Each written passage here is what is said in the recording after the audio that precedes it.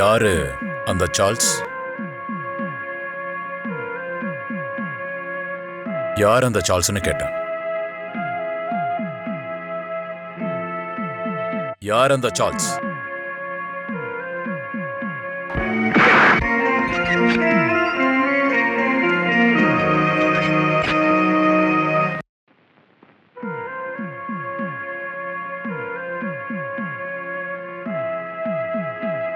நான் சொன்னதெல்லாம் ஞாபகம் இருக்குல்ல? அதே மாதிரி சொன்னா உன்னை ரிலீஸ் பண்ணிடுறேன். நீ நிரபராதின்னு சொல்லி வெளியே விட்டுருவாங்க.